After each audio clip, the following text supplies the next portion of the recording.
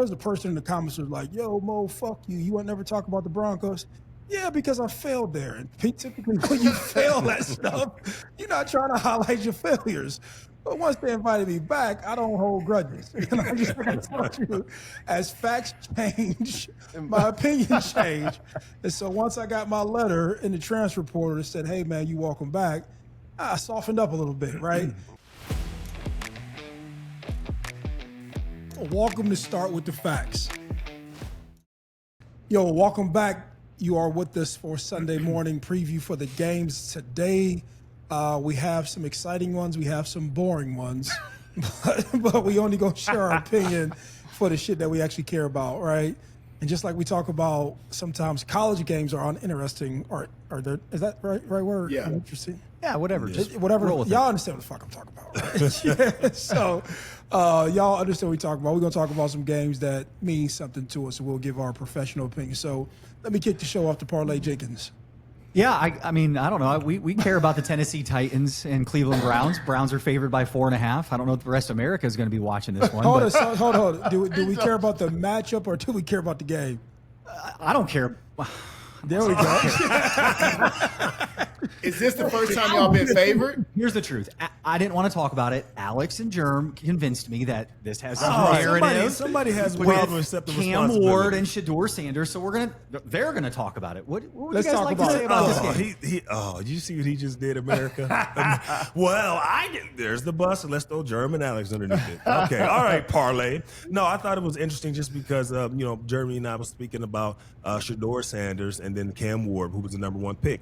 And they were going back and forth all spring, and after their seasons were over, it's like, yo, I'm gonna be number one, or I'm gonna be, I'm gonna be one, you're gonna be two, and it just kept going. I thought it'd make an interesting story to kind of see them go head to head, and what happens. Yeah, I got Shador in this game. I'm interested in the matchup. I want to see who's gonna put out the better performance. But of course, I'm rooting for my Browns, and I'm rooting for Shador to show up and show out. I think that the Browns are going to beat the Titans, but what will be interesting is if Shador plays a good game, but the Browns lose, and see what happens to Kevin Stefanski. I think that might be the nail in the coffin for him if he loses against the Tennessee Titans. So, go ahead. I was going to say, do you think it'd be a nail in the coffin for Shador too? Now that Brian's guys is coming back. Nah. Oh, Deshaun Watson? Mm-hmm. Rub and tug. Rub and tug. Rub and tug. My God. Hey, what you say? You want some extra Parmesan on that thing? You want extra Parmesan on that thing? Oh, man. Germ. We talked about that game, huh? Germ. Go ahead. Is this the first time that y'all are favored this season? No, we was favored against the Raiders. That don't count. Hey, look, Jay Rich ain't on here to defend himself. That don't count. That's an exhibition. I knew Tennessee was bad. I didn't know there's 1-11. Yeah, hey, if we did a retake of the draft, would you take Shador over Cam Ward? No. Let's not play that game. Listen. So let me stand up for my guy, right? Let me stand up. So, I forgot. Let's not forget. So, I've been watching him this whole season, and honestly, I'm kind of happy that there was a lot of criticism about how quiet basically the sports world was about Cam Ward and him being a Heisman Trophy winner. And they talked about just like they really wasn't pushing him like they've done other Heisman Trophy candidates, and I'm kind of happy because the season that he's had this year with the Titans as a team, you draft the guy number one overall because you think that he has the possibility to immediately change your franchise around. Well, that just shows how much of a disaster Tennessee was. But if you go and look and just break down Cam Ward, he's a mirror of what he did here in Miami, where there's going to be some what the hell was he thinking type plays. But then there's going to be so many, oh, my God, how did he do that type plays? And just like at Miami, his, oh, my God, how did he do that top plays are outweighing the what the fuck was he thinking? But in the NFL, whatever that percentage of, look, Mo, tell Mom, shout out, whatever that percentage of what the heck he was thinking, right, needs to go down a lot more. But if you're just looking at him from pure talent and what he's been able to do, I think he's still deserving of the number 1 pick. So I'm going with the Tennessee Titans just because I want to see my man Cam go ahead and get a win and a victory, because I understand and I know how much of a competitor he is and how much work he puts in. Have you seen an improvement the whole year, though? I haven't. Are we talking about of the team or of him? Of him? Yes. I'm going to send you a clip after this. I'm going to send you a clip, and then you go ahead and post it on Start With The Facts so that everybody can go look at it and be like, oh, he that dude. When you're not winning, listen, there's no highlights of him. There's no highlights of him that can be put out there because the team just doesn't get pushed or promoted. I'm taking the Browns with the defense. Okay. Yeah, I think they're going to make it real tough on Cam Ward with the defense. Myles Garrett and them boys. He in trouble. Yeah. I forgot about that. I forgot about that. You want to redo your pick? Can we go to the next game? Yeah. Okay. I just want to make sure we covered it. I want to make sure we covered it. Who, All right. Hey, who do my Broncos play? Broncos, DJ. Yeah. Against. Oh, sorry. Wait. I forgot. You guys are the Broncos now. I'm sorry. We're all Broncos now that Maurice is back in. So Transfer Broncos portal. and Raiders. Why don't the former Broncos? Why don't you guys give us your opinions? What's the line? We know the line on that one? 19. Quadruple it. Right. At the end of the day, and I'm taking straight shots at Jay Rich. The are the Raiders an NFL team? You know what it looks like? The Raiders look like 50 or 53 or 65 guys that have gambling problems and got locked up in Vegas, and they said, "Hey, you got to go work this off." That's how dysfunctional. That's how dysfunctional this team is, and with them losing the offensive coordinator, and now talks coming out saying that he wasn't even calling in full plays. Like, I don't know if you heard that. Like, and I know Chip's your guy, right? Like, I know he's your guy, but to hear that just lets you know whether it's true or it's not. That's just dysfunction on another level. So I'm going with the Broncos, man. To cover. But I don't know the timeline of this, but just think about this. The Raiders have been dysfunctional for a long time, but if you go Antonio Brown, John Gruden, you go, and I don't mean this in any disparaging way, but I just think about where the Henry Ruggs situation happened directly after that. You know what I'm saying? Yeah. And then you have Antonio Pierce. Was he here for half a season or a whole season? About half a season. He was interim. He was interim. But they bring him back for 1 year? I don't know. Yeah. I thought so, yeah. This is why, because somebody will correct me in the comments. They're like, "Oh, motherfucker, you supposed to do your research, bitch." I fucking. Hey, moms. Yeah, my fault. But I'll give a disclaimer that some of this stuff may be a little fuzzy, man. But if you just look over the last 3 or 4 years, then you have Josh McDaniels. Think about this: John Gruden, Antonio Pierce, Josh McDaniels, Dennis Allen. Who? Dennis Allen. He was my D coordinator for a while. He was over there as well as a head But I'm coach. talking about there's no stability. Yeah. Like when you have that many voices, that many philosophies, no consistency, no stability, you take your number 1 receiver. I think they might have drafted Henry Ruggs in the first round, right? So this was probably like a legitimate option. And then you start displacing these assets. I know Amari Cooper came and passed through there for a period of time. He ended up going to the Browns. So when you look at the Raiders organization, I appreciate y'all bringing me in to talk to the rookies, but y'all probably should have brought me in for some general manager advice. And I'd have probably told some smart people to say, "Hey, man, like, hey, bro, like you need some stable pieces to build like your foundation for your team together." So It should have got you while you were a free agent. Yeah, Now you're tied up with the Broncos. yeah, I'm a listen to me. I'm a Broncos, and then there was a person in the comments who was like, "Yo, Mo, fuck you. You won't never talk about the Broncos." Yeah, because I failed there. And typically when you fail that stuff, you're not trying to highlight your failures.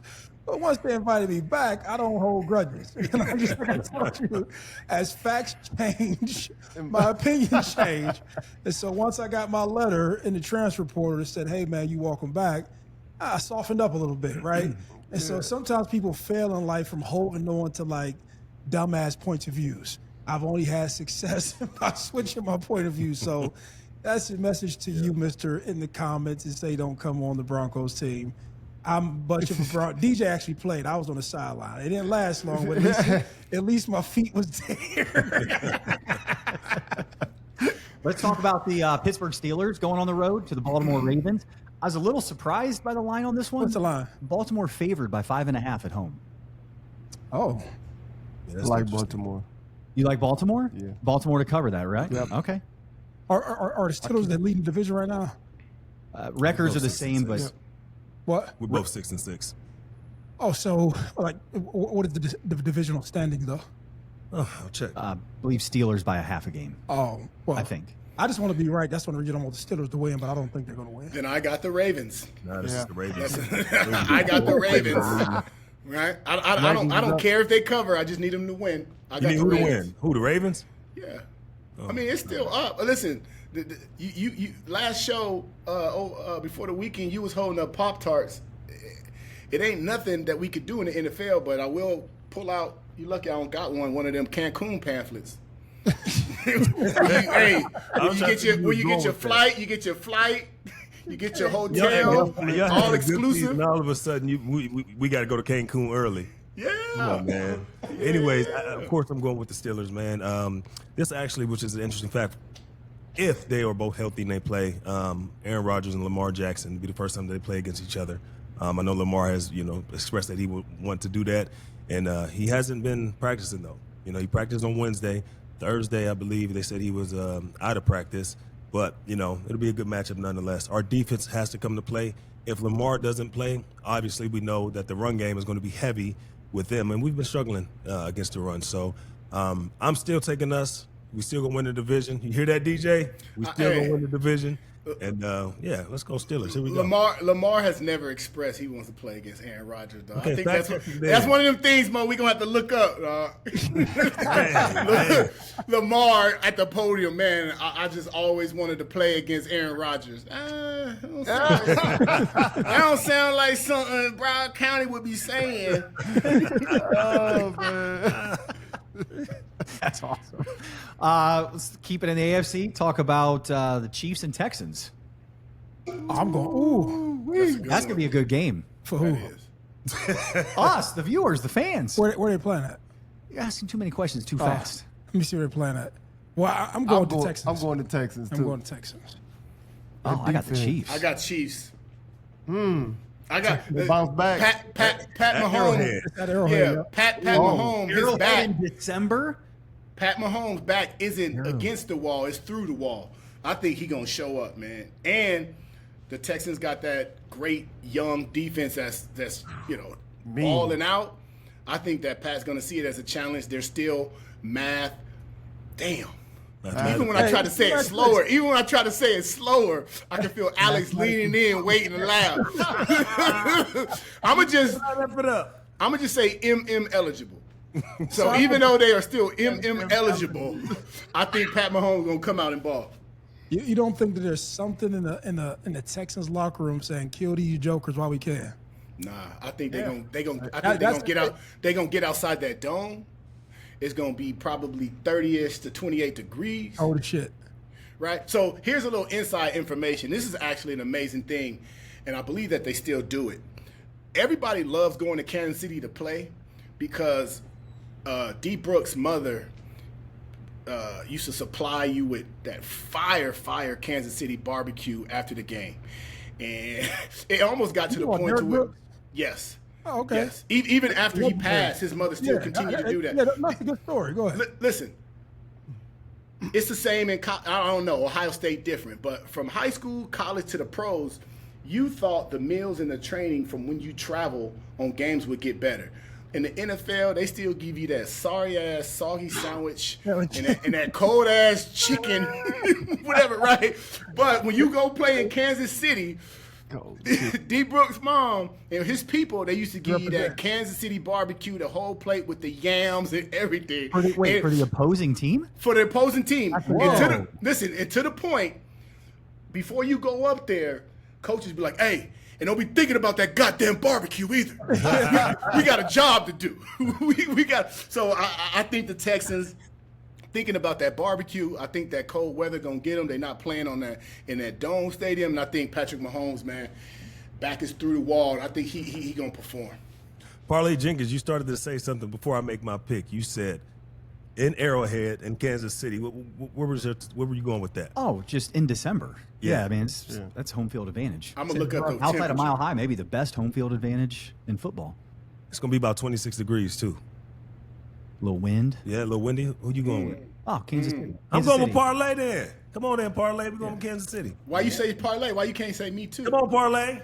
Why you can't say with me? If you don't agree with me, nothing I say. Hey, listen, the barbecue Slap probably hand. sounds good, but no, we're not slapping hands right now, DJ. That's crazy. We just crapped on the Steelers. Come on, Parlay. All right, so Chicago, short trip up north into Green Bay. Green Bay favored by Hey, 6.5. I'm sorry. You said short grip. Short trip. No, you said short grip first. Where is your mind?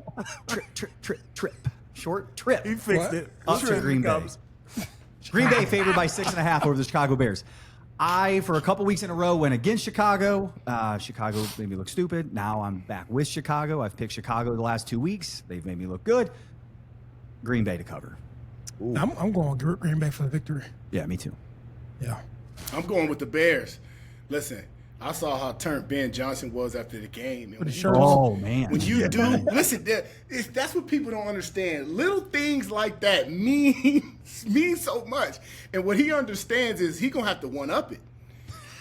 He got about 2 or 3 more victories before HR get called, right? Like, what else can you take off? But I just love what the Bears are doing. And to be honest, at the beginning of the season, we all thought with his lunch pail and a hard hat mentality and nails, we thought that was going to be a clash. Somehow they've been able to figure it out, right? Somehow they've been able to figure it out. And if you look at Caleb Williams, he's balling. But what you don't see is the nails. What you don't see is the leading with the femininity and all that other shit. I think they still on there. They show him they- walking into the stadium, but I think get a lot you. of players look like that walking into a stadium. Yeah, now. but I'm talking. But to your point, DJ, I think like maybe one of those conversations had like we're not about to Highlight it. push, highlight. Man, we football players. Yeah, that coach he ain't on that type of Yeah, time. at the end of the day, dog, it isn't about you as an individual. It isn't about, and I'm not saying personal preference to even go down that road, but it isn't about you and what you like to do in the off season or listen. Do you show up every day? Do you work hard? Can you be a leader of men?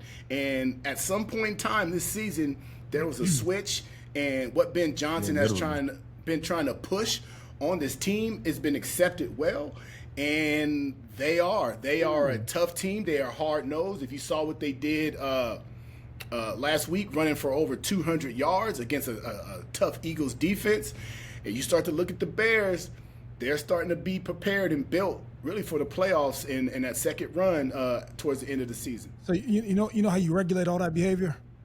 I hear it every week. How does that help us win? Exactly.